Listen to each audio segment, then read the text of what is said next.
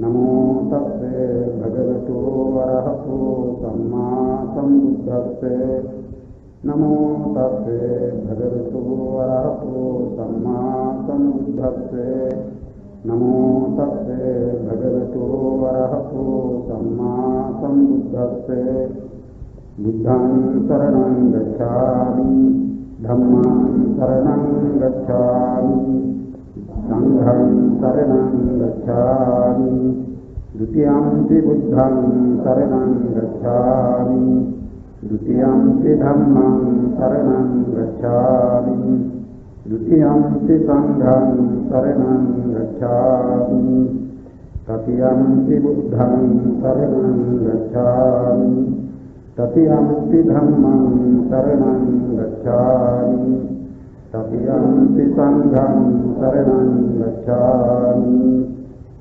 पानातिपाता वेरमणि सिक्खापदं समादयामि अदिन्नादाना वेरमणि सिक्खापदं समादयामि कामीतुमिच्छाचारा वेरमणि सिक्खापदं समादयामि मुसावादा वेरमणि सिक्खापदं समादयामि पिशुना वाचा वेरमणि सिक्खापदं समादयामि हरुषा वाचा वेरमणि सिक्खापदं समादयामि संसप्पलापा वेरमणि सिक्खापदं समादयामि मिथ्याजीवा वेरमणि सिक्खापदं समादयामि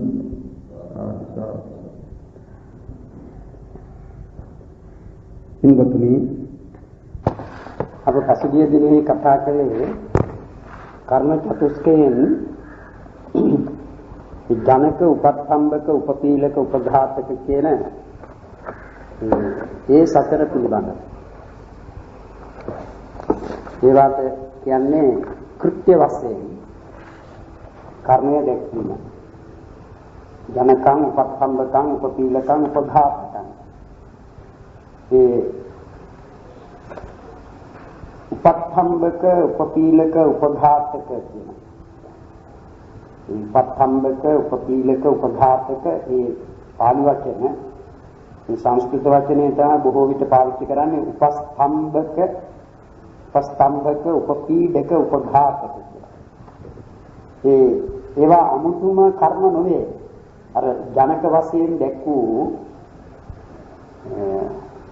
විපාකත් අර ඒ රූපත් උපදවන කර්මයේ කියා දැක්වූ ඒවාම තමයි ඒ අවස්ථාවලදී උපස්තම්භක වශයෙන්ද උපපීලක වශයෙන්ද උපඝාතක වශයෙන්ද ලැබෙන්නේ. එහෙම නැතුව අමුතුවෙන්ම කර්ම කොටසක් නෙවෙයි.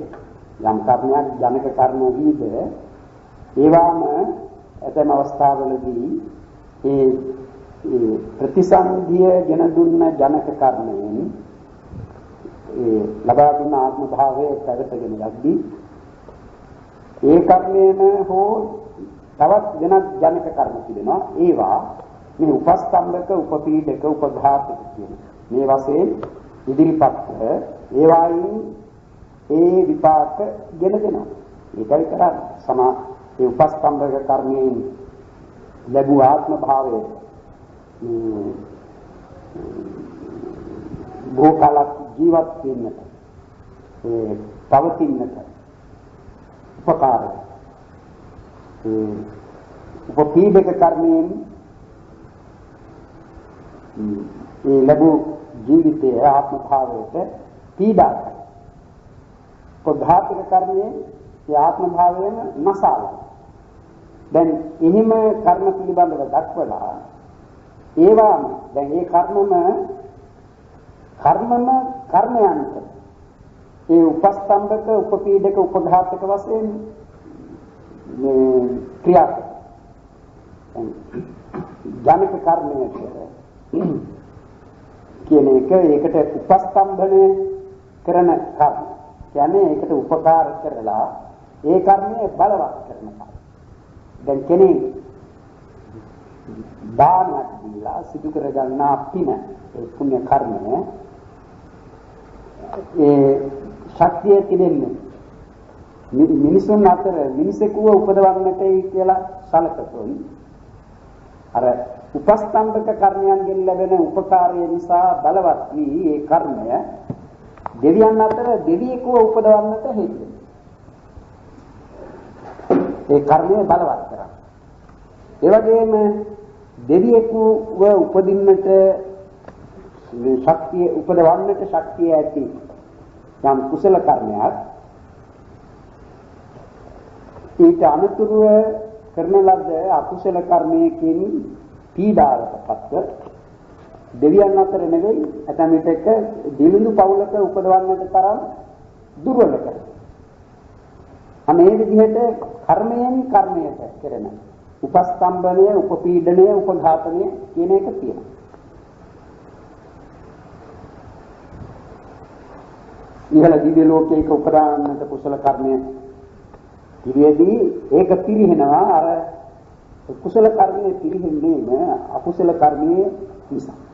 කුසලය අකුසලයෙන් දුර්වල කරනවා. ඒ නිසා විතර කුසල කිරීම කළ යුතුයි කියලා. ඒ දැන් ඔය භාවනාමය කුසල නැත්නම් සිතේ සිහිය පවත්වාගෙන නිතර සිටින කෙනෙකුට ඒ අවස්ථාවේදී කරන්නට ලැබෙන කුසල කර්මය බලවත්. හේතුව ඒ කරන තෙක්ම ඊට කලින් පැවතුනේ කුසල් සිත්. ඒ කරපු අවස්ථාවට පසුවන් පවතින්නේ ඇතිවන්නේ කුසල් සිත්. ඒ කුසලයෙන් කුසලයට උපකාර. අකුසලයෙන් කුසලයට පීඩාවක් කරා.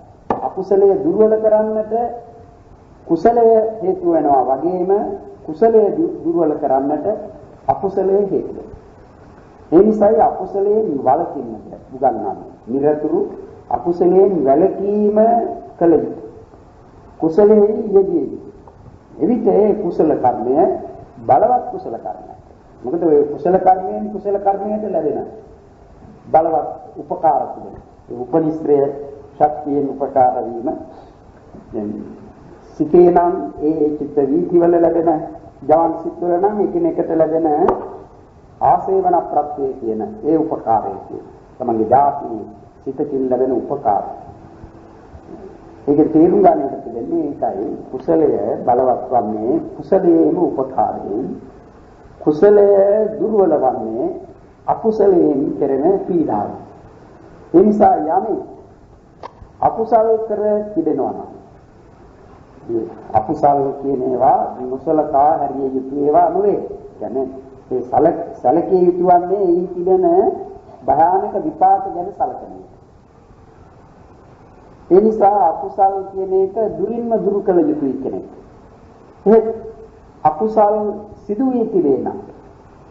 ඒ ගැන නිතර නිතර හිතා කනගාටු වෙන පසුතැවිලි වෙන බව නොවේ කෙනෙක් ඇති කර ගන්නට තිබෙන්නේ තමාට වැඩ කැමති කෙනෙක් නම් ඒ තැනත්තා කළ යුතු තිබෙන්නේ තමා කර තිබෙන ඒ අකුසල කර්මයට ප්‍රතිවිරුද්ධ කුසල කර්ම. දැන් අපි ගතොත් නිදර්ශනයකට සතුන් මැරීමේ අකුසල කර්මය කර තිබෙන අයට ඒක ප්‍රතිවිරුද්ධ කුසල කර්මයේ වශයෙන් කරන්නට තිබෙන්නේ සතුන්ට අභය දානය දීම.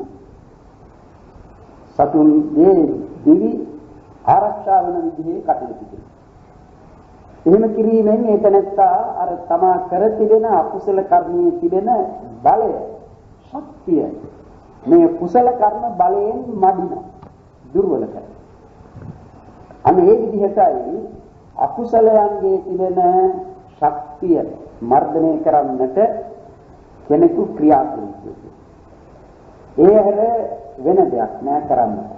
තව තිබෙන්නේ ඉතින් තමන්ට පුළුවන් නම් තමාට ඒ සඳහා වමනා කරන ඒ කායික ශක්තිය, වීර්යය ඒවා ඔක්කොම උපදවා ගන්නට, ඇති කර ගන්නට පුළුවන් නම් භාවනා කරලා යටත් පිරිසෙයින් සෝවාන් මාර්ග ඵලවත් උපදවා ගන්නට ඕන.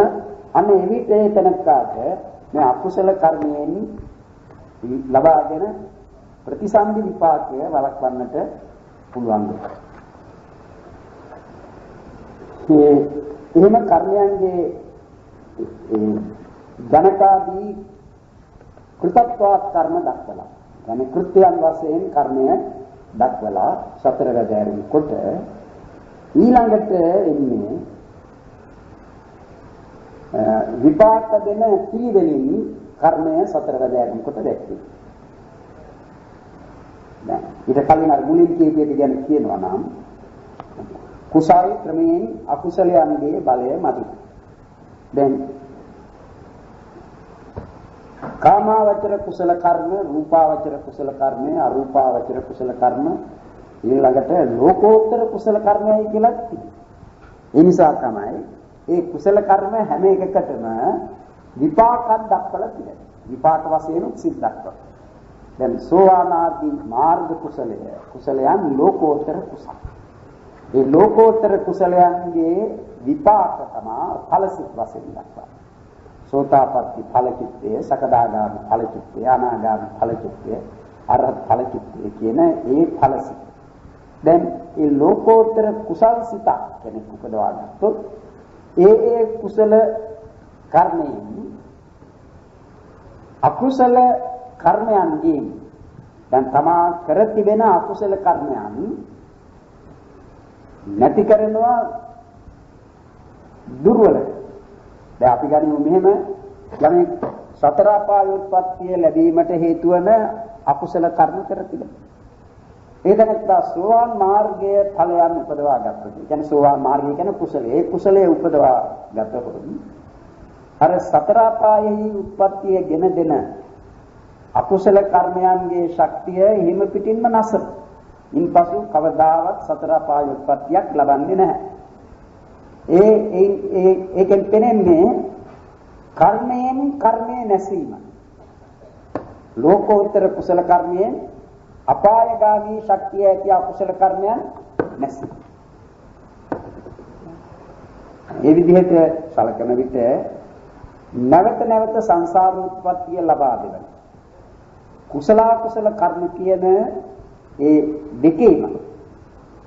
දෙකම එහෙම පිටින්ම නැති කර දමනවා අරහත් මාර්ග කුසලයේ උපදවා ගැනීම. ඒ නිසා තමයි අරහත් මාර්ග කුසලයේ උපදවාගත්ත ඒ පින්නතුන් වහන්සේ අනතුරු ආත්ම භාවයක් නොලබන්නේ. නැවත ඉපදීමක් නොලබන්නේ.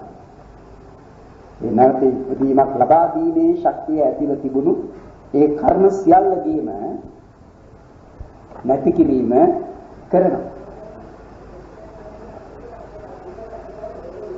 ඒ නිසා ඒ අරහත් මාර්ග කුසලයට කියන්නට පුළුවන් ඒකත් උපඝාතක කර්මයක්. මොනවාද උපඝාතනය කරන්නේ නැති කරන්නේ? කුසල කුසල කර්ම සියල්ල. කුසල කුසල කර්ම සියල්ල නැස. එයින් තේරුම් ගන්නට තිබෙන්නේ ඒ කුසල කුසල කර්ම සියල්ලම නැති කරන්නේ ඒ කුසල කුසල කර්මයන්ගෙන් ලබා දෙවන ආයති භවය ලබා දීමේ ශක්තිය. ඒකයි නැති කරන්නේ. නැත්නම් ආයති භවයක් ලබා ආයති කියන්නේ නැවත භවයක් ලබා දිය හැකි.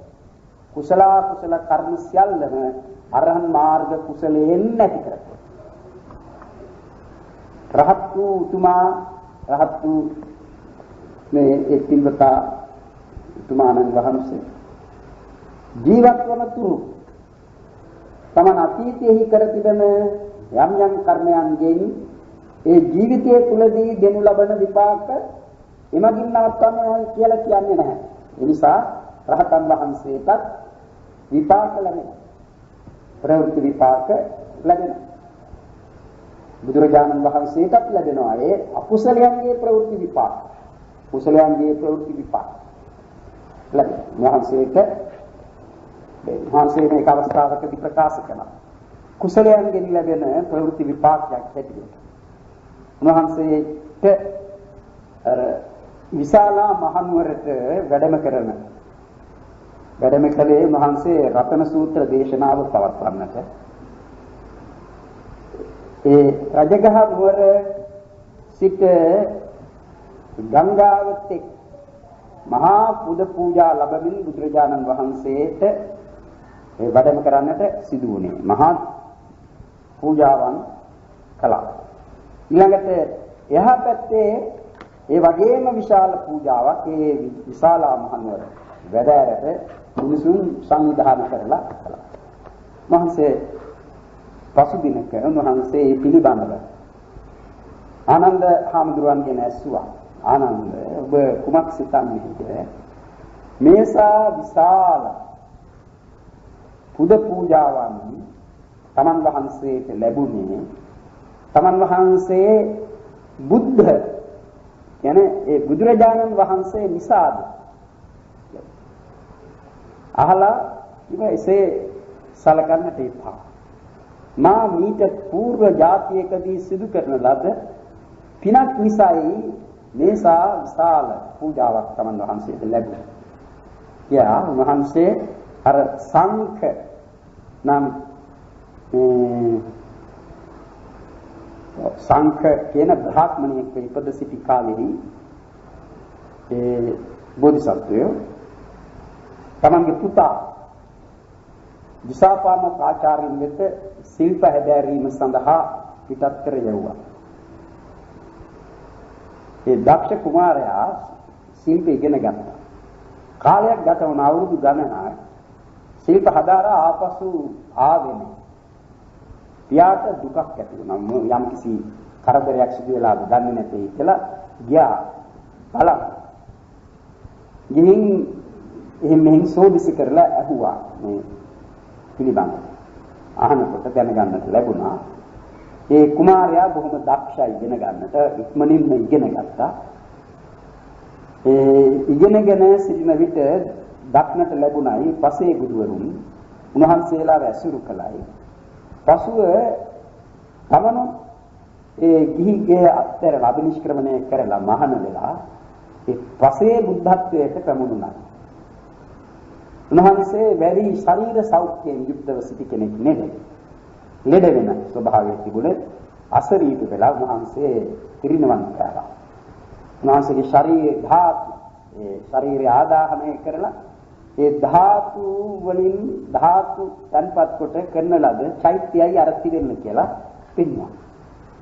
ඉතින් මේ පියාණන්ට සංඛ කියන ඒ බ්‍රහ්මණයාට බොහෝම දුක තිබුණා.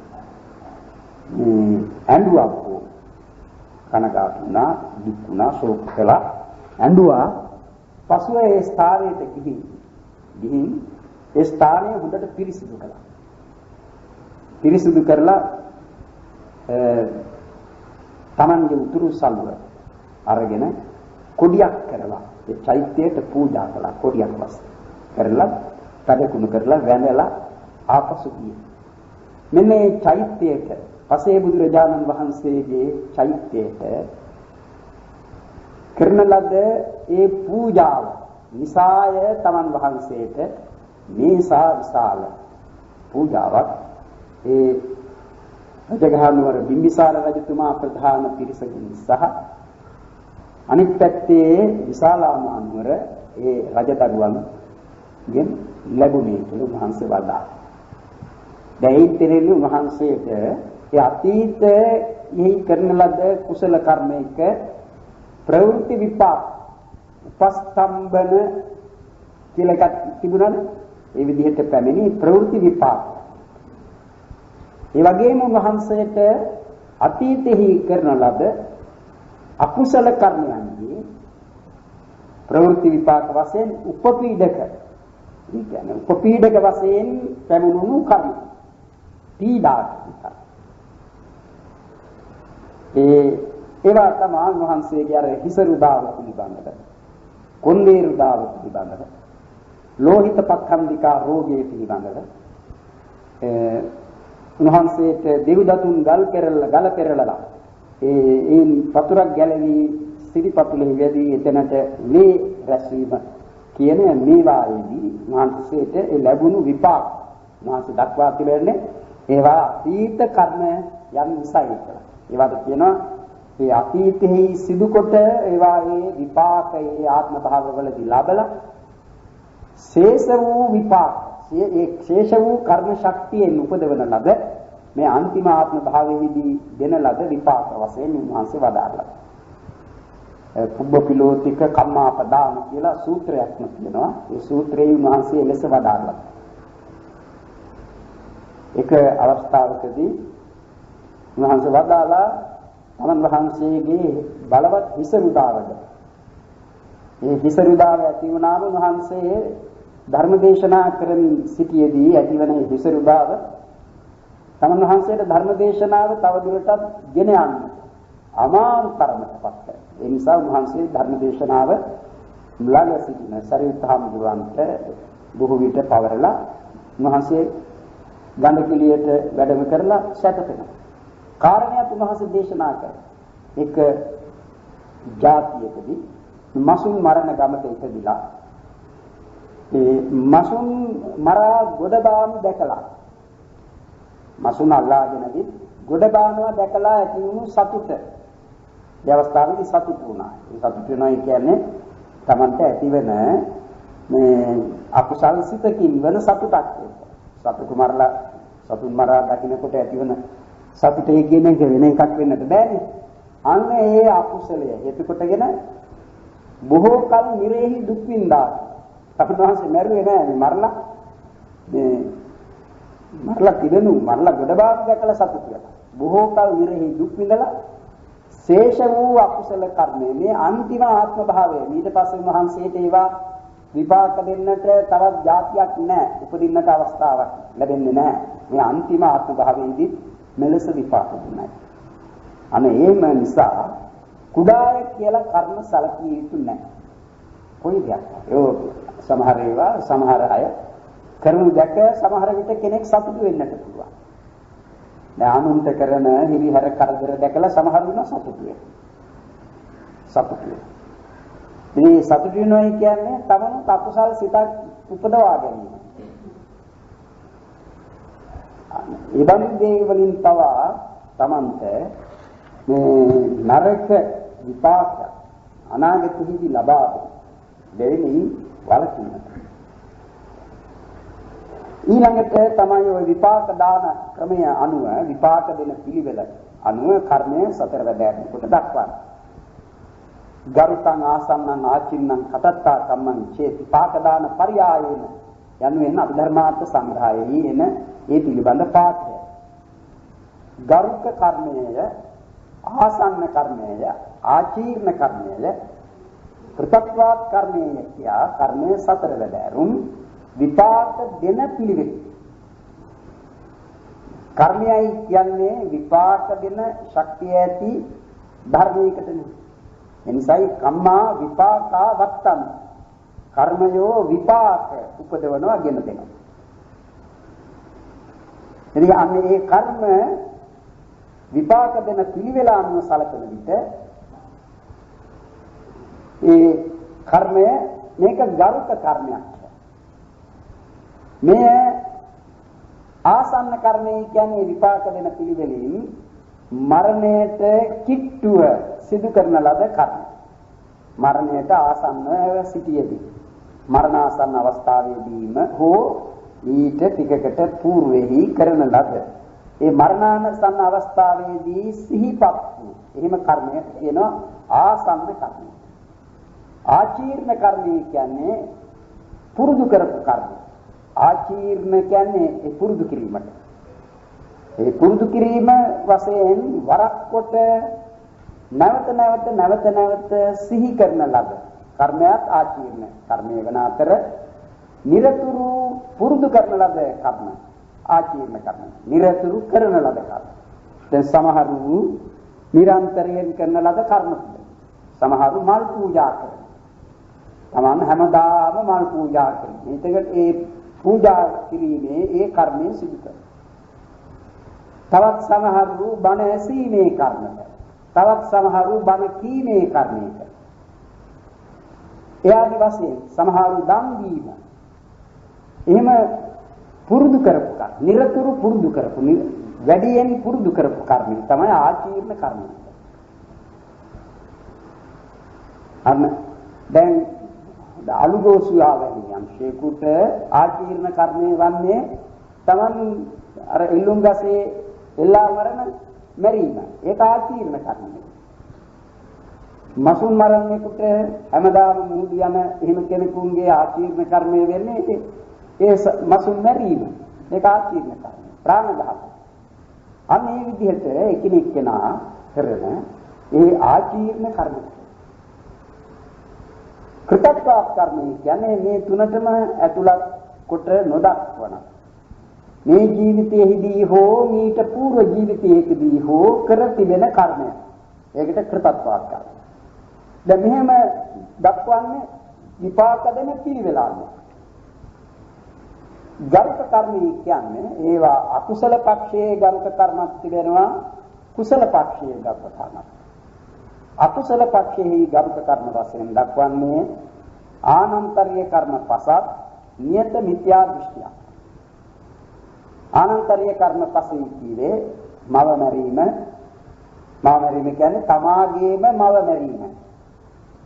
පියා මැරීම, තමන්ගේ පියා මැරීම, රහතුන් මැරීම, බුදු සිරුරෙන් ලේ සෙලවීම, එය බුදුරජාණන් වහන්සේ ජීවමානව වැඩ සිටින කාලයකදීම සිදු කර හැකි කර්මයක් නේ. බුදු සිරුරෙන් ලේ සෙලවීම, සංඝ භේද කර්ම. සංඝයා සිටින තාක්කල් කෙනෙකුට ඒ සංඝ භේද කර්මය කරන්නට පුළුවන්. සංඝ භේද කර්මය කියන්නේ සීමාවකදී කරන ඒ සංඝයාටම පමණක් සීමා වන කර්මයක් ඒක. ඒ සංඝ භේද කර්ම. සංඝයා වහන්සේ නමක් හෝ කීප නමක් හෝ විසින් පමණයි ඒ කළ හැක්කේ. අපට කරන්නට බෑ ඒ සංඝ භේද කර්මය. අනේ එහෙම අකුසල පක්ෂෙහි ආනන්තරීය කර්ම පසක්. නියත මිත්‍යා දෘෂ්ටිය. මේ මිත්‍යා දෘෂ්ටි නොඒකාකාරව තිබෙනවා. ඒ හැම එකක්ම නියත මිත්‍යා දෘෂ්ටියක් නෙවෙයි.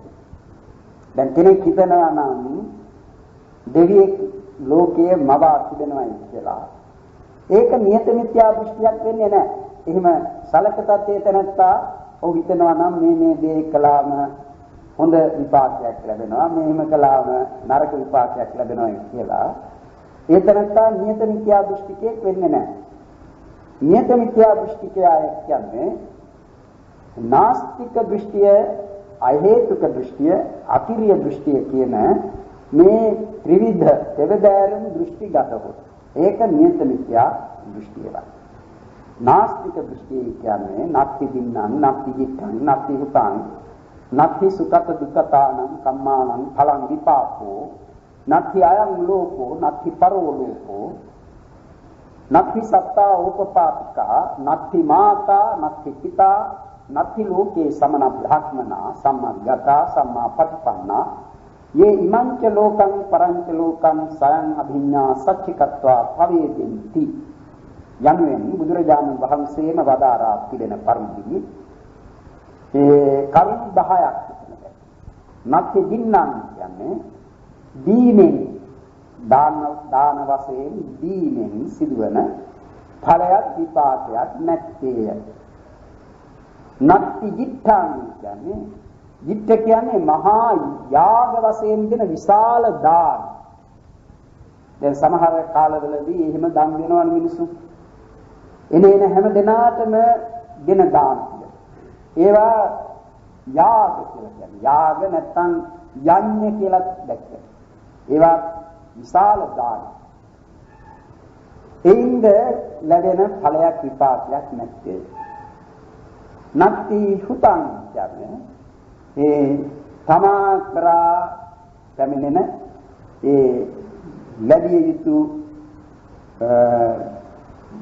අයට ඒ විදිහේ දීම සංග්‍රහයක් කිරීම. එහෙම නැත්නම් යවා කරන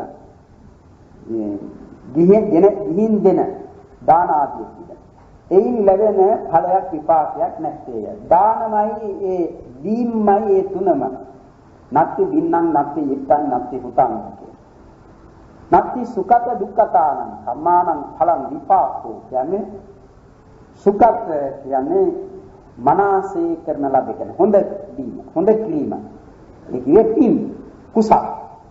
දුක්ඛත කියන්නේ නරක කිරීම. නරක කිරීම කියන්නේ අකුසල. පව්. මේ වායේ ඵල විපාක ඒ ලැබෙන ප්‍රතිඵල විපාක කියා එකක් නැත. එයින් කර්ම ඵලය ප්‍රතික්ෂේප කරන එකක් කියන්නේ. කර්මයෙන් ලැබෙන ඵලය ප්‍රතික්ෂේප කරනවා. නත්ති සුඛත දුක්ඛතානං කම්මානං ඵලං විපාක. ඒ හොඳ කර්ම නරක කර්ම කියන මේ වාගේ ඵලයක් විපාකයක් නැත්තේ. නත්ති අයං ලෝකෝ. දැන් පිටසක්වල වල නැත්නම් වෙනත් තැන්වල වෙනත් ලෝකවල වෙනත් භූමිවල සිට මෙහි පැමිණ මෙහාට ඇවිත් උපදිනවයි කියන්නට මෙලොවක් කියා එකක් නැත. ඒ වගේම මෙහි වෙසන්නන් මිය ගොස් උපදලා පරලොවයි කියලා එකක් නැත. නැති අයං ලෝකෝ නැති පරලෝ නැති සත්තා ඕපපාත. ඒ මිය ගොස් සත්‍යයන්ගේ ඉපදීමක් කියා එකක් නැත. එහෙම නැත්නම් ඕපපාතිකේ කියලා සත්‍ය කොටාසයක් වෙනම දක්වනවා උන්ගේ ඉපදීම යෝනි වශයෙන්. ඒ නික ආකස්මිකව පහළවන්නාක් නෙවෙයි දෙවිවරු සමහර ප්‍රේතයන් ඒ ආදීන්ගේ උත්පත්තිය පහළදී යන්නේ මෞපිය සම්බන්ධයක් නැතිව එහෙම පහළ වෙන සත්‍යෝ සිටිනවා. එයාට කියන්නේ ඕපපාතික ප්‍රතිසන්දියක් කියලා. අන්න එහෙම ඕපපාතික සත්‍යයන් නැත්තේ. නත්ති මාත මවට කරන අපකාර උපකාර මවට සැලකීම මවට නොසලකීම මව කෙරෙහි මනසේ පිළිපැදීම මව කෙරෙහි වැරදිසේ පිළිපැදීම කියන මේවායින් ලැබෙන ඉෂ්ට විපාකයක් හෝ අනිෂ්ට විපාකයක් නැත්තේ. ඒ වගේම පියාට නැති පිතා පියාට කරන එබඳු යහපත් සැලකිලි දැක්වීම හෝ පියා කෙරෙහි වැරදි ලෙස පිළිපැදීම කියන මේවායින් ලැබෙන ඵලයක් විපාකයක් නැත්තේ.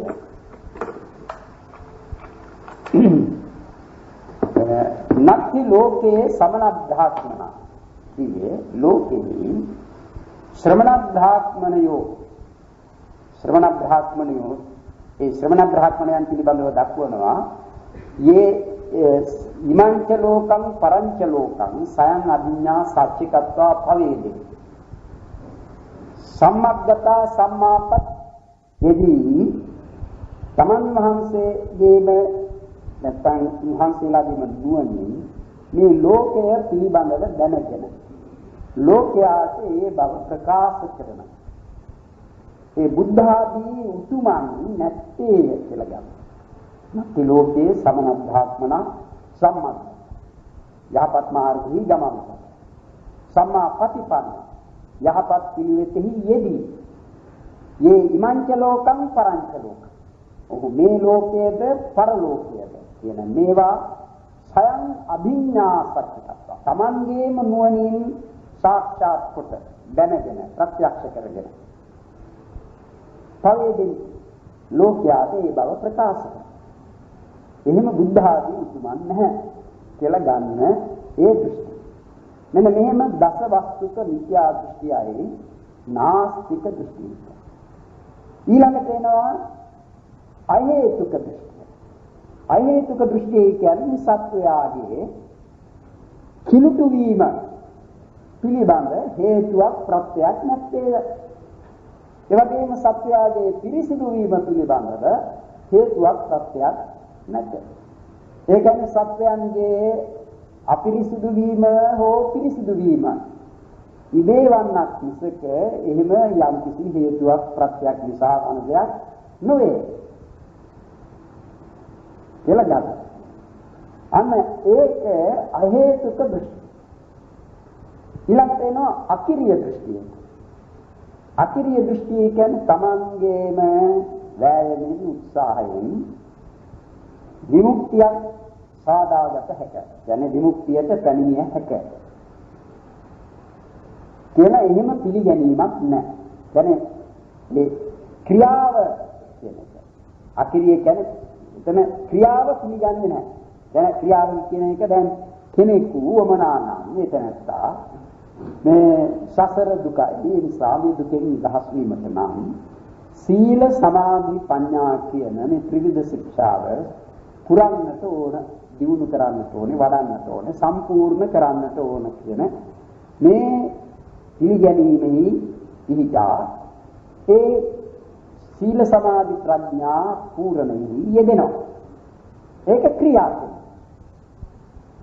මේ ආදී පිළිගැනීමේ හැටියට මේ දෘෂ්ටිය ගන්න එක්කෙනාගේ හැටියට එහෙම තමන් කරන ඒ ක්‍රියා මාර්ගයෙන් විමුක්තියක් ලබා ගන්නට බෑ. ඒ විමුක්තිය ලබන අය හෝ ලබන අය ඊට නියමිත කාලය ප්‍රමුණාම උත්සාහයක් කළත් නොකළත් ඔහුට ඒක ලැබෙනවා. සමහර ඉන්නවා අපාකරත්. එහෙම මේ බෞද්ධයන් අතර ඉන්නවා මිනිස්සු. එහෙම පිළිගන්නයි. එයාගේ අදහස කවදා හරි මේ ලැබෙයි. කවදා හරි කියන්නේ තමයි මේ අත් දෙක බැඳගෙන ඔහි නිකන් ඉන්නවා. කවදා හරි තවන්ත මේක පණී යංගත. එහෙම එකක් කියලා හිතා ගන්නවා සමහර. එහෙම ලැබෙනවා නම් මොකටද මේ තරම් වෑයමක් මහන්සියක්? විදානාදී පාරමිතා පිළිම සීල සමාධි ප්‍රඥාවන් වැඩි වීම ආදී වශයෙන් දක්වන මේ පිළිවෙත් මොනවාද? බෝධිපාක්ෂික ධර්ම වැඩි වීම ඒ ඔක්කොම ක්‍රියා කිරීමක්. එහෙම ක්‍රියා කරන්නට උවමනාවක් නැහැ. එහෙම ක්‍රියාවක් තින් නැති වැඩක් නැහැ කියලා ඒ අක්‍රීය දෘෂ්ටිකයන් ගන්න. තමන් උත්සාහය නිසා පිළිසිදු වෙනවායි ඒ වෙන්නට පුළුවන් මේ ජීවුණවන්නට පුළුවන් මේ එහෙම නැත්නම් විමුක්තිය ලබාගත හැකිය. ඒකයි ප්‍රධාන කාරණේ විමුක්තිය. එහෙම පිළිගැනීමක් නැහැ. අන්න එහෙම අය ඒ දෘෂ්ටියට කියන්නේ අක්‍රීය දෘෂ්ටි. එහෙම ඒ දෘෂ්ටි තුන තමයි භයානක මිත්‍යා දෘෂ්ටි. භයානක මිත්‍යා. ඒවා යමෙක් ඒ දෘෂ්ටි ගෙන සිටියොත් තමන්ගේ මරණයට කලින් ඒ දෘෂ්ටි අත් නොහලව එහි විපාක අනිත් ඒවා තමන්ට නැත්නම් අර ආනන්තරීය කර්මයන්ගෙන එකක්වත් නැහැ. නමුත් මේ නියත මිත්‍යා දෘෂ්ටිය තිබුණොත් ඒ තනත්තා මරණයට අනුතුරුව නිරය හෝ තිරිසන් බව කියන මේ දෙකින් එකකට පැමිණෙන බව බුදුරජාණන් වහන්සේම වදාළා. නිරයන්වා තිරච්ඡාන යෝනිවා. එහෙම ඒ නියත මිත්‍යා දෘෂ්ටි. අන්න ඒ නියත මිත්‍යා දෘෂ්ටිය නම් අත්හැරත හැකි මරණයට කලින්. දැන් සමහරෙක් අපාත් සිටින්නට බැරි නෑ නියත මිත්‍යා දෘෂ්ටි තිබෙනවා. නමුත් ඒ තැනත්තා ධර්මය අසන්නට ලැබිලා හොඳ ආශ්‍රයයක් ලැබලා තවන් කලින් දැරු ඒ මිත්‍යා දෘෂ්ටි අදහස් ඉවතලන්නට පුළුවන්. එවිට ඔහු ඒ මිත්‍යා දෘෂ්ටි අත්හල කෙනෙක්. ඒ අත්හල මිත්‍යා දෘෂ්ටිය නියතයෙන්ම විපාකගෙන දෙන්නේ නැහැ. ඒ නමුත් අත් නොහර සිටියොත් මරණයට එක්ම එතනට එහි විපාකය අනතුරු ආත්ම භාවයේදී ලබන්නට සිදු වෙනවා. අන්න ඒ බඳු කර්ම වලටයි ගරුක කර්ම කියන්නේ ඒ අකුසල පක්ෂය. එතකොට පංචානන්තර්ය කර්ම නියත මිත්‍යා දෘෂ්ටිය. නියත මිත්‍යා දෘෂ්ටිය නම් අත්හරින්නට පුළුවන්. ආනන්තර්ය කර්ම වලින් යමක් සිදු කරලා නම් ඒකේ මොකක්ද අත්හරින්න තියෙන්නේ කරලා ඉවරද? මා මැරීම, පියා මැරීම, රහතුන් මැරීම, බුදු සිකුරෙන් ලේසල වීම, සංඝ බිහිද කර්ම ඒවා කරපුවා. එහෙම එකක් තිබුණොත් එහි විපාකය විසකයෙන්ම ලබනවා අනතුරු ආත්ම භාවය. ඒ අකුසල පක්ෂය. ඊළඟට කුසල පක්ෂය ඇටියට දක්වන්නේ උපදවාගත් ධ්‍යානයෙන් නොපිරිහි කාලක්‍රියා කිරීම. එය ලැබේ. ඒ කියන්නේ ධ්‍යාන පිළිනවා රූප ධ්‍යාන පංචකණයි හැටියට 5. ඒ වගේම අරූප ධ්‍යාන 4. ඒ ධ්‍යාන උපදවා ගත්ත කෙනෙක් ඒ ධ්‍යානයෙන් නොපිරිහි සිටියොත් මරණයට එක් නොපිරිහි සිටිනවා කියන්නේ ඒ ධ්‍යානය ඕනෑ අවස්ථාවකදී උපදවා ගන්නට පුළුවන් බව තමාට තිබෙන ධ්‍යානය උපදවා ගත්ත පමණින් ඒ ධ්‍යානයේ මරණාසන්නයේ තෙක්ම තිබෙනවයි කියන්නට බෑ. ඒ ධානයේ නැතිව යන්නට පුළුවන්. ධානයේ නැතිව යනවා කියන්නේ ඒ ධානසිත උපදවා ගන්නට බැරි වෙනවා. ඒ බැරි වෙන්නේ එයින් පිරිහිලා. එහෙම නොපිරිහි සිටියොත් ධානයේ උපදවාගත් ධානයේ නොපිරිහි සිටියොත් ඒ ධානෙහි විපාකය අනතුරු ආත්ම භාවයේදී ප්‍රතිසන්දිය වශයෙන් ප්‍රතිසන්දි විපාක වශයෙන් නිලද. ධාන වලට විපාක වශයෙන් ලැබෙන ප්‍රතිසන්දිය මිනිස් ලෝක නෙවෙයි. දෙව්ලොවත් නෙවෙයි. බ්‍රහ්ම ලෝකවල. ඊ සුදුසු බ්‍රහ්ම ලෝකවල. ප්‍රථම ධාන, ද්විතීය ධාන, තෘතීය ධාන, චතුර්ථ ධාන, පංචම ධානය, ආකාසානංචායතන ධානය, විඥානංචායතන ධානය, ආකින්චඤ්ඤායතන ධානය, නේව සංඥා, නා සංඥායතන ධානය කියලා මේ ධාන දක්වන්නේ. ඉතින් ඔක්කොම ධාන උපදවා ගත්ත අයත් සිටිනවා. එයින් මුල් ඒවා කීපයක් ලබා ගත්ත අයත් සිටිනවා. පිළිවෙලින් යන්නේ නැතුව අන්තිම ඒවා ලබන්නට බෑ. ඉතින් එහෙම ලබාගෙන තිබෙන එක්කෙනෙක් ඒ ඉහළම ධානයාගේ තමා ලබා තිබෙන ඉහළම ධානයාගේ විපාකය අනතුරු ආත්ම භාවයෙන් ලබන්නට පුළුවන්. Taman ඒ පිළිබඳව වමනාව අත්මහල. දැන් සමහර සිටින්නට පුළුවන් ධාන උපදවාගෙන ධානයෙන් යුක්තව සිටියත් මරණාසන්නයේ තෙක් ඔහුට වමනාවක් නෑ බඹලෝ උපදින්නට. ඔහු කැමති වෙනවා මිනිස් ලෝක උපදින්නට. බාධාවක් නැහැ මිනිස් ලෝක උපදින්නට. එතකොට ලැබෙන්නේ ධානී විපාකය නෙවෙයි. ධානීන් ගෙන දිය හැකි විපාකය තමන් බලාපොරොත්තු වන්නේ කැමති වන්නේ නැහැ. ඒ නිසා තමන්ට මේ දෙව්ලොව හෝ මිනිස් ලෝක උපදින්නට පුළුවන්. එහෙම නැත්නම් මේ ධානී විපාක වශයෙන් ඒ අනුරූප භ්‍රම ලෝකෙහිමයි උපදින්නේ. ප්‍රථම ධානය උපදවා ගත්තා නම් ධනයි නොපිරී කාල ක්‍රියා කළ තැනැත්තා ප්‍රථම ධ්‍යාන භූමියේ එහෙම උපදී. ඒ ප්‍රථම ධ්‍යාන භූමියන් තුනකට බෙදා දක්වනවා. බ්‍රහ්ම පාරිසජ්ජ, බ්‍රහ්ම පුරෝහිත, මහා බ්‍රහ්ම. ඒ පුරුදු කරන උපදවා ගන්නා ලද ධ්‍යානය පරිත්ත මජ්ක්‍ධිම මේ ප්‍රණීත කියලා එහෙම ඒවායේ වඩන නැත්නම් ඒවායේ ශක්තිය පිළිබඳ අවස්ථා තුනක් දක්වනවා. ඒ තියෙන ඔය අධිපති ධර්ම ඡන්ද, විරිය, චිත්ත, විමංශ කියන මෙන්න ඒවා සමහරෙකුගේ ඒ ධර්ම දුර්වලයි. සමහරෙකුගේ තරමකට දියුණුයි. සමහරෙකුගේ තාම හොඳට දියුණුයි. එහෙම ඒ ධර්මයන්ගේ දියුණුවේ ප්‍රමාණයට තමයි ඒවා පරිත්ත මජ්ක්‍ධිම අප්‍රමාණ නැත්නම් ප්‍රණීත කියලා දක්වන්නේ. ඒ ප්‍රණීත වශයෙන් ඒ ධ්‍යානයේ ලැබූ තැනැත්තාට ලැබෙන විපාකයේ බඳුම විපාකයක් නෙවේ. මධ්‍යම වශයෙන් එය වැඩූ තැනැත්තාට ලැබෙන්නේ. මධ්‍යම වශයෙන් එය වැඩූ තැනැත්තාට ලැබෙන තරම් වූ විපාකයක් නෙවේ. එය බොහොම අඩුවෙන් වැඩූ තැනැත්තාට ලැබෙනවා. ඒ නිසා විපාක සිත වශයෙන් ගත්තම එකම සිත වුවත් ඒ සිතින් ලබා දෙන ප්‍රතිසන්දිය අඩුව වැඩූ තැනැත්තාට භක්ම පාරිසජ්ජය, මධ්‍යම වශයෙන් වැඩූ තැනැත්තාට භක්ම පුරෝහිතය, ප්‍රණීත වශයෙන් වැඩූ තැනැත්තාට මහා භක්මය. ඒ තැන්වල අනේ මේ විදිහට ඒවා ප්‍රභේද වෙනවා ඉහළ ධ්‍යාන පිළිබඳව. අන්න එහෙම නොපිරිහුණු ධ්‍යානය තැනැත්තා. ඒ නොපිරිහුණු ධ්‍යානය ගර්ථ කර්මයක් නේ. එහි විපාකය දෙනවා Taman ඒ විපාකය ලබා ගැනීමේ කැමැත්ත අත් නොහල. එතකොට එහෙමයි ගර්ථ කර්ම දක්වන්නේ. අකුසල පක්ෂයයි කුසල පක්ෂයයි ওই විදිහට තේරුම් ගන්න. එහෙම කර්ම තිබුණොත් ඒක ඒවා විපාක දෙනවා. ඊළඟට තියෙන ආසන්න කර්ම. ආසන්න කර්මයේ කීවේ මරණයට සමීප කාලෙහිදී කරන ලද එහෙම නැත්නම් මතක් කර ගන්නා ලද කර්ම. සමහරුන්ට මරණයට ආසන්න කාලෙහිදී යමක් මතක් කර දෙනවා. එහෙම අවස්ථාවලදී තමයි ඔය කල්යාණ මිත්‍රයන්ගේ උපකාරය ලැබිය යුත්තේ. සමහරුන්ට මරණාසන්න අවස්ථාවේදී Taman කරපු කර්ම සිහි කර ගන්නටත් බැරි වෙනවා. සමහරුන්ට නිකම් තත්වයක් ඇති වෙන්නට පුළුවන්. Taman මොනවත් නොකරපු කෙනෙකු හැටියට.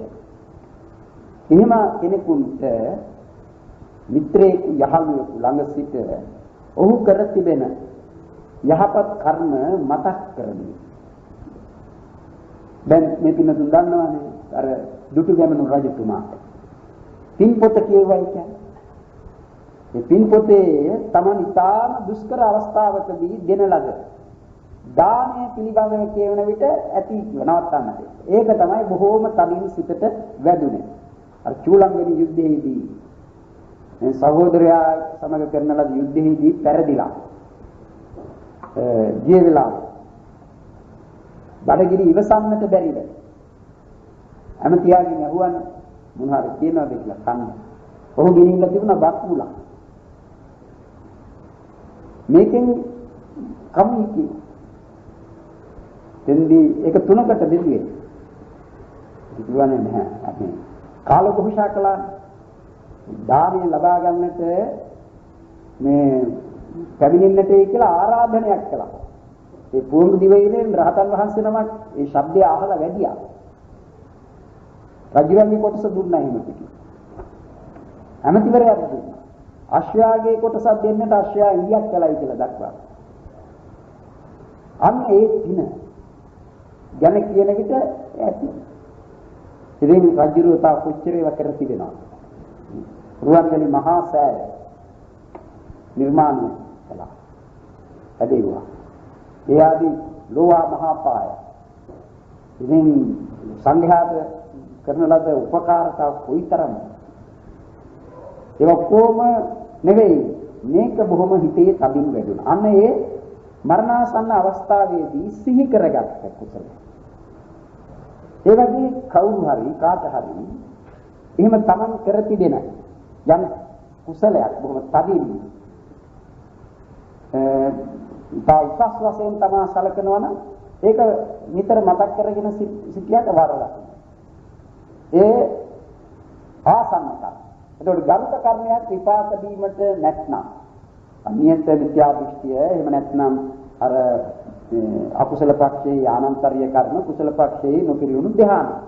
මේවා නැත්නම් ඊළඟට විපාක දීමට එළඹෙන්නේ ආසන්න කර්ම. ඒක දක්වලා තියෙන උපමාවක් තියෙනවා. මේ ඒ ආසන්න කර්මය සමහර විටක ඊතරම්ම ප්‍රබල නොවන්නට පුළුවන්. ඒකේ තේරුම් ගන්නට ඕනේ ආසන්න කර්මය කියන්නේ කුසල කර්මය විතරක් නෙවෙයි. ඒ ආසන්න කර්මයේ වශයෙන් අකුසලයක් තියෙනවා. මේ ඔක්කොම එහෙමනේ. දැන් ගර්භ කර්මය ගැන කිව්වේ. ඒ වගේම තමයි ආසන්න කර්මය කුසලයක් වෙන්නත් පුළුවන් අකුසලයක් වෙන්නත්. අකුසල ආසන්න කර්මයක් වුණොත් ඒකත් බරපතලයි. ඒ වගේ එකක් තමයි අර මේ ලැබුණු වස්ත්‍රයේහි ආශාව ඇති කරගත්ත හාමුදුරුවන්ට ඒ වස්ත්‍රයේහිම ඉනුකුණෙක් වෙලා උපදින්නට හේතු වුණේ. ඒ ආසන්න කර්ම. ඒ කියන්නේ හිතක් ඇති. ලෝභයක් තමයි. අන්න එහෙම ආසන්න කර්ම අකුසල පක්ෂයේ. ඒ වගේම කුසල පක්ෂ. දෙකේ. ඒක දක්වලා තිබෙන්නේ මේ උපමාවක්. හරියට ගව ගාල් සතුන් ගාල් කරලා තියෙන ගවයක්. ඉතින් ඉන්දේරා උදේ පැමිණ මේ ගාලේ දොරටුව විවෘත කරනවා. රාත්‍රියේදී මේ ගවයෝ එකිනෙකාගේ ඇඟේ හැපි ඒතරම් ඉඩක් නැති තැනක් නම් හැපි ඔහෙ ඉන්නවා. මේ දොර විවෘත කරපු හැටියේම බලවත් ශක්තිමත් ගවයන් ඒ ගවගාලේ එමේ අත සිටියන් මේ ළඟම ඉන්නේ ඉතාම දුර්වල ගවයෙකුවත් ඌ ඉස්සරහම එළියට පනිනවා එළියට එනවා අන්න ඒ වගේ ඒ කර්මය අතමිටක දුර්වල එකක් වුණා ඒ ආසන්න කර්මය විපාක දෙනවා ගර්ථ කර්මයක් නැත්නම් ආචීර්ණ කර්මය පුරුදු කරපු ආචීර්ණ කර්ම වශයෙන් මා කලින් සඳහන් කළේ ඒ පුරුදු කරපු එක. ඉතින් ආසන්න කර්මයට වඩා බලවත් එකක් විය හැකි ආචීර්ණ කර්මය. ආචීර්ණ කර්මය කියන්නේ නිතර පුරුදු කරපු එකක් නේ. ඉතින් නිතර පුරුදු කිරීම නිසා කොයිතරම් බලවත් වෙන්නට ඕනද? මේ කර්මය නිතර පුරුදු කරපු එකක් නම් ඒක ආසන්න කර්මය කියන්නේ ඒ වෙලේ මේ කරපු නැත්නම් එකවරක් කරලා මතක් කරගත්ත එක. සිහි වුණු එක. එහෙම නෙමෙයි නිරතුරු කරපු එක. නැත්නම් නිරතුරුවම Taman මතක් කරගත්ත දේ ඒක බලවත් එකක්. එහෙත් ඒක ආසන්න කර්මයට පසුයි එන්නේ. ආසන්න කර්මයයි දුර්වල වුණත් විපාක දෙනවා. ආචීර්ණ කර්මය ඊළඟට. දැන් කෙනෙකුට ගරුක කර්මයක් නැත්නම් ආසන්න කර්ම වශයෙන් යමක් එළඹුණේ නැත්නම් ඊළඟට විපාක දීම් වශයෙන් එළඹෙන්නේ ආචීර්ණ කර්ම. පුරුදු කරපු කර්ම. ඒ නිසා අපට හොඳ පුරුදුක් තිබෙන්නට ඕනේ කියන්නේ ඒක. හොඳ පුරුදු කියන්නේ හොඳ හැටිය. මොකද්ද මේ පුරුද්ද? ඒ පුරුද්ද හිතේවනේ තියෙන්නේ. නේ? ගතයට වඩා සිතනේ. කය ක්‍රියා කරන්නේ සිතට අනුවනේ. ඒ නිසා සිතේ මේ පුරුද්ද ඇති කරගන්න. මේ නැවත නැවත යහපත් කර්මය පිළිබඳව සිතන එක එහෙම නැත්නම් නැවත නැවත යහපත් කර්මය කිරීම. ඉතින් කිරීමේදී සිත ප්‍රධානවත් අදමිටක ඒ කර්මය කිරීමට වචනය හේතු වෙනවා. වචන. දැන් සමහරෙක් එහෙම වචනය වාග්්වාරයෙන් කරන කර්මය ඒ තැනත්තාගේ ආචීර්ණ කර්මය වන්නට පුළුවන්. නිරතුරු කතා කරන නිරන්තරයෙන් දිගටම ඒ කර්මය පුරුදු කරගන්න. ඒක ආචීර්ණ කර්මය. ඉතින් ඒ වගේ යම් කර්මයක් නිරතුරු පුරුදු කළා නම් ඒක ආචීර්ණ කර්මය එයයි විපාක දෙන්නේ. ඒ ගරුක කර්මය හෝ ආසන්න කර්මයක් නෑ. මේ තුනම නෑ. ගරුක කර්මයක ආසන්න කර්මයක ආචීර්ණ කර්මයක කියා දක්වන්නට දෙයක් නැති කල්හි විපාක දෙන්නේ එහෙම නැත්නම් එහෙම කර්ම නැති කියලා නිකන් ඉන්නවද නෑ. එහෙම කර්මයක් නැති කියලා යා රූපෙන්නේ නෑනේ. ඉපදීමක් තියෙනවා ඊළඟ භවයේ. ඒ නිසා ඊතරත්තාට කෘතත්වාත් කර්මය, කතත්තා කර්මය කියන්නේ සමහර විට ඒ කර්මය මේ ජීවිතයේදී කරන ලද්දා. එහෙම නැත්නම් ඊට పూర్ව જાතියකදී කරන ලද්දා. ඒ ඉදිරිපත් වෙනවා එහි විපාකයේ ගෙනෙනවා. ඒ වාදයි කතත්තා කර්මය. දැන් සමහරුන්ට එහෙම කර්ම එනවා විපාක දෙන්නට. ඒ මොකද ඒ ඇයට ගරුක කර්ම වශයෙන් දක්වන්නට දෙයක් නැහැ. දැන් අප සාමාන්‍යයෙන් ප්‍රත්‍යඥයන් පිළිබඳව ගත්තොත් ඒ ප්‍රත්‍යඥයන්ට ගරුක කර්ම වශයෙන් දක්වන්නට අර මෞමරීම් ආදී ඒවා කරලා නැත්නම් නියත මිත්‍යා දෘෂ්ටි ගත අයත් නොවේ නම් අකුසල පක්ෂෙහි ගරු කර්ම නැහැ. කුසල පක්ෂෙහි එය ධ්‍යාන උපදවා ගත්තගෙන ඒයින් නොපිරිහි සිටින්නෝ නොවෙත්නම් එතකොට දෙපක්ෂයේම ගර්ථ කර්මය කියන ඒවා නැහැනේ. ඒ නිසා ඒකට බහුල වශයෙන් මේ ප්‍රත්‍යඥයන්ට විපාක දීමට එළඹ සිටින කර්මය විය යුත්තේ වන්නට පුළුවන් ආසන්නයි. ඒ නිසාම වන්නට ඕන බුදුරජාණන් වහන්සේ වදාරලා දෙන්නේ මිනිසුන් අතර මිනිසුන් වශයෙන් ජීවත් වන්න උනේ වැඩි දෙනා මැරී උපදින්නේ නිරයෙය තිරිසන් භවයෙය ප්‍රේතයන්වය නැවත මිනිසුන් වන්නේ ටික දෙනෙකි නැවත දෙවියන් වන්නේ ටික දෙනෙකි. එහෙම වදාරලා තිබෙන්නේ ඔය කාර්ය නිසාත් වෙන්නට පුළුවන්. බොහෝ විට ආසන්න කර්මය නරක වෙනවා නැහැ. එහෙම නැත්නම් ඔවුන්ගේ ආචීර්ණ කර්ම වල තියෙන නරකම් විකෘතත්වාත් කර්මය කියන්නේ කර තිබෙනවා. කුසල කර්මයක් හෝ අකුසල කර්මයක්. ඒ අවස්ථාවේදී ඉදිරිපත් වෙන විපාක දෙනවා. සමහරුන්ට කරපු කුසල කර්ම. දැන් ඒ ආසන්න කර්මයට නිදර්ශනයක් හැටියට දක්වන්නට පුළුවන් අර සම්බදාතික චෝර ඝාතකයාගේ කතාව. ඒ සම්බදාතික චෝර ඝාතක ඉස්සර සොර මුලක නායකයෙක්. සරු 500 දෙනාම අල්ලාගෙන ඇවිත් රජුරෝ වුණට මරණය නියම කළා. ඒ නියමය ඉටු කරන්නට කෙනෙකු නොසිටින්නට ඇති අවස්ථාවේදී මේ දෙතුවගෙන් එකිනෙකනාගෙන් ඇහුවා කවුරු හරි මේ ඉතිරි 499 දෙනා මරන්නට ඉදිරිපත් වනවා නම් ඔහුට ජීවිතයක් දෙනවා රක්ෂාවක් දෙනවා ඒක. අලුදෝස තමයි. මේ නායකයාගේ අනිත් හැම දෙනාම කිව්වා. අපිට බෑ අපි එකට හොරකම් කළේ ඒකට මැරෙනවා. මොහු බාරගත්තේ. රක්ෂාව. අනිත් යාළුවෝ සගේ ඔක්කොමම මැරුවා. මරලා රක්ෂාවත් කළා. තමන්ගේ නියම වයස විශ්‍රාම ගන්න වයස එළඹෙන තුරු. විශ්‍රාම ගියා. ඒ විශ්‍රාම ගිය අවස්ථාවේ තමයි ඔහු හිතුවේ මගේ හැමදාම මේ අත් දෙක ලෙයින් තෙත් වෙලා තියෙන්නේ. ඇඟේ හැම විටම වස්ත්‍ර ලෙයින් තෙත් වෙලා. අද හොඳට පිරිසිදුව. නාලා හොඳ පිරිසිදු වස්ත්‍රය ඇඳගෙන මේ හොඳට ආහාරයක් ගන්නට ඕනේ කියලා භාර්යාවට ඒ පායාසයක් කියන කිරිබතක් හදන්නට නියම කරලා මොහු නාන්නේ නාලා ඇයි හොඳට ඇඳගෙන මේ කෑම ගන්නට ලෑස්ති වෙනකොටම සරිත් හාමුදුරුවෝ එතනට වැටුණා. මොහු කෙරේ අනුකම්පාවෙන් මොහුට හොඳ අදහසක් වෙලි පහළ වුණා. මට මීට කලින් මේ භික්ෂුන් වහන්සේලා මුණ ගැසිලා තියෙනවා පාරේ. එහෙත් මට කවදාවත් මගේ අතේ කිසිවක් තිබුණේ නැහැ දෙන්නට. පිළිගන්නවා. යම් වෙලාවක මාගේ අතේ මොන හරි තිබුණා නම් පිළිගන්නන්නට ඒ බඳු අවස්ථාවකදී මට භික්ෂුන් වහන්සේලා මුණ ගැසිලා නැහැ. දැන් මේ අවස්ථා දෙකම සම්පූර්ණයි. මේ කණේක මොකද්ද? මම මේක පූජා කරනවා කියලා ඔහු පූජා කළා. මෙන්න මේ පූජාව කරලා ඔහු බොහොම සතුටු කාරණයක් සඳහා කඩමන්ඩියට ගිය වෙලාවේ එළදෙනක ඇනලා මැරුණා. මැරිලා උපන්නේ දෙව්ලොව. අවුරුදු ගණනක් මේ මිනිසුන් මරා ගැනීමෙන් සිදු කරගත්ත ඔහුගේ ආචීර්ණ කර්මය. ඒ ආචීර්ණ කර්මය මේ කරන ලද කර්මයට වඩා බලයාත්ම සැලකෙන විට බලවත් කියන්නකෝ. නමුත් මේ ආසන්න කර්මය ඉදිරිපත් වුණා. ඒ නිසා ඔහු දෙව්ලොව උපන්නා. අනේ එහෙම ආසන්න කර්ම. ඒ නිසා ඔය මරණාසන්න අවස්ථාවලදී මේ පිරිකර පූජා කරවන්නේ අත පිරිකර සිවුරු භික්ෂුන් වහන්සේලා වැඩමවලා පිරිත් කියන්නේ වහන්සේලාගේ දර්ශනය ලබා දෙන්නේ ඒ ඔක්කොම කරන්නේ මේ ආසන්න කර්මය හොඳ කරන්න. හොඳ අවස්ථාවක් ලබා දෙන්න. ඒක නරක වැඩක් නෙවෙයි හොඳ එකක්.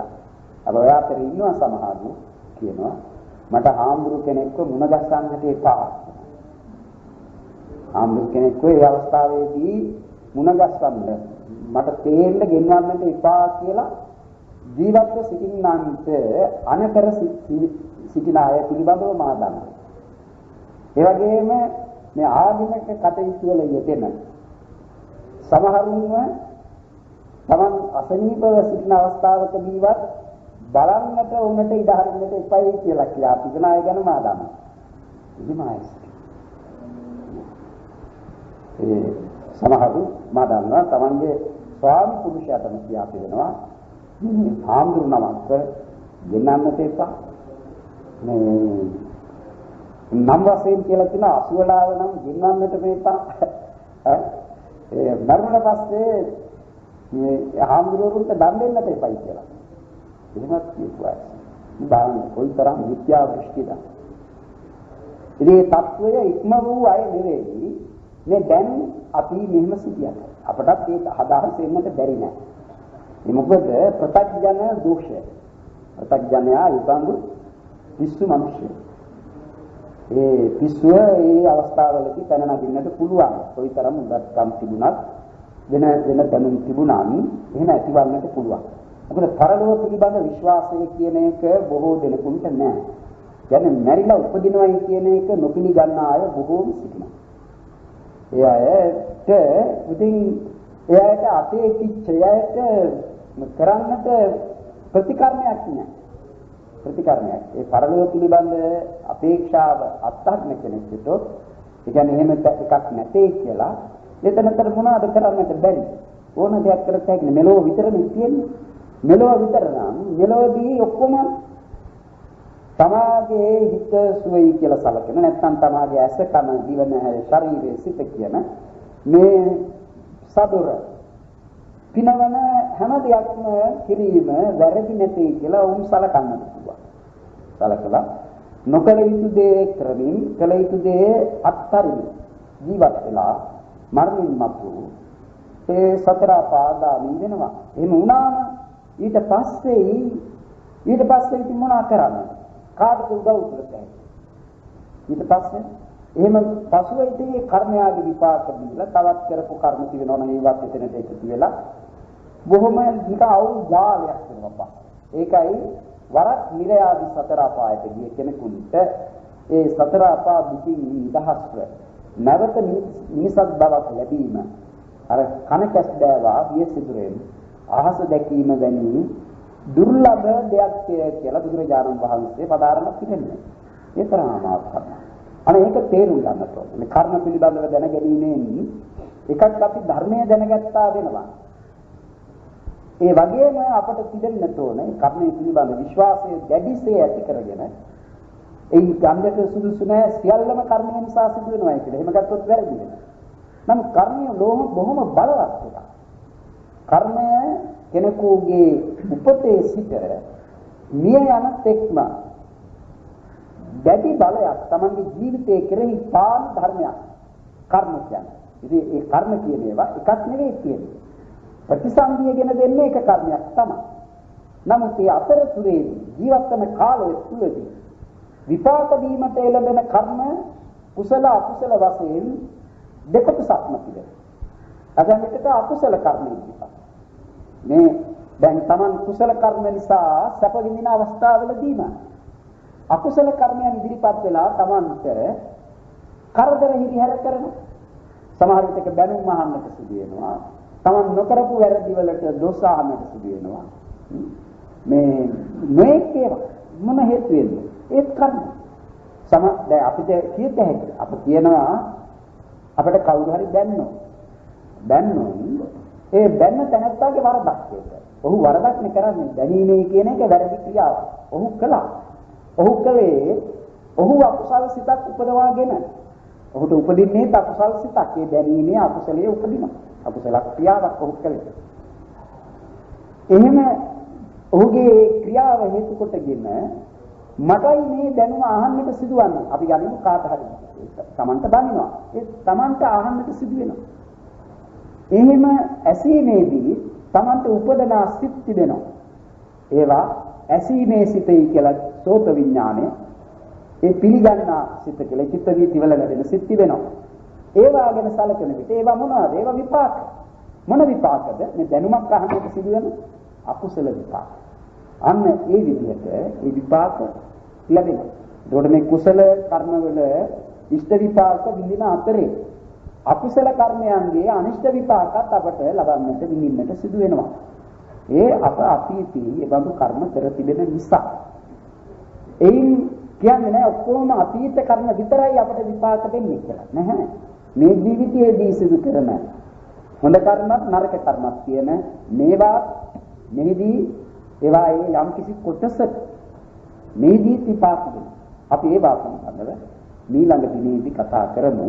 අද අප කීවේ විපාක දෙන පිළිවෙලින් කර්මය සතර වැදෑරුම් ගර්තං ආසන්නං ආචින්නං කටත්තා කම්මං පාකදාන පරියායන කියන මේ අභිධර්මාර්ථ සංග්‍රහ පාඨයෙන් දක්වන්නේ ඒකයි.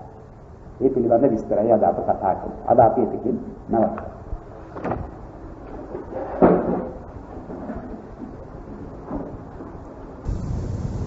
සබ්බේ සංඛාරා අනිච්චාති යදා පඤ්ඤාය පස්සති වතං චේතනං භූතියා සබ්බේ සංඛාරා දුක්ඛාති යදා පඤ්ඤාය පස්සති වතං චේතනං භූතියා සබ්බේ ධම්මානාත්තාති යදා පඤ්ඤාය පස්සති වතං චේතනං භූතියා දුක්ඛප්පත්තාති දුක්ඛා භයප්පත්තාති භය සෝකප්පත්තාති සෝකා සබ්බේ පාරිමු ආකාශත්තාති කුම්මත්තා දේවා නාගාමිතිකා පුඤ්ඤන්තං විද්වා සංගතං සාපනං ආකාශත්තාති කුම්මත්තා දේවා නාගාමිතිකා පුඤ්ඤන්තං විද්වා සංගතං සාපනං ආකාශත්තාති කුම්මත්තා දේවා නාගාමිතිකා පුඤ්ඤන්තං විද්වා සුදයන්තු වං සදං